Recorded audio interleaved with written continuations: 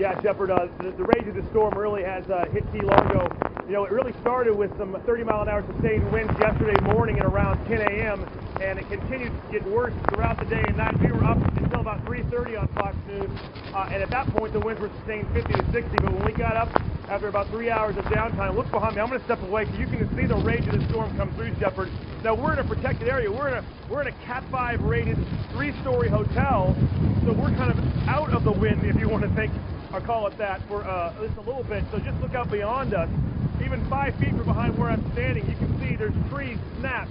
There's one tree across there that's got to be about 4 feet around, Shepard, and about maybe 15 feet up. It is snapped absolutely in half. So you can see the power of Irma as she comes ashore. And she comes ashore, Shepard, also, again, after being battered since 10 a.m. yesterday morning. By the wind meter, which I have, it shows gusts here 75, 80 miles an hour when I put it out just beyond from where our protected part is.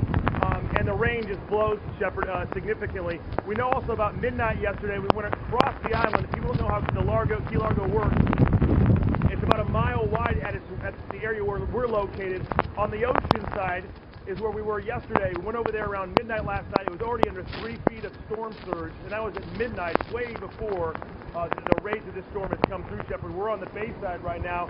The bay water hasn't come up yet, but as you can see, we're still getting it from the easterly direction, Shepard.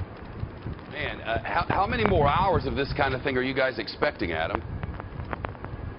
They're telling us we could have another 12 hours, Shepard, and we haven't had power since most of this Key Largo area, and for that matter, the northern Keys haven't had power for, gosh, 10:30 yesterday morning it went out for us. And it has just been nonstop wind. You know, we've been in other hurricanes before. You have as well. You don't usually have it for this long unless the hurricane is stalling off the coast. In this case, the hurricane is just absolutely blasting the Keys. You saw a couple of people here at the hotel. There are a few folks that could not get out. They could not get a flight.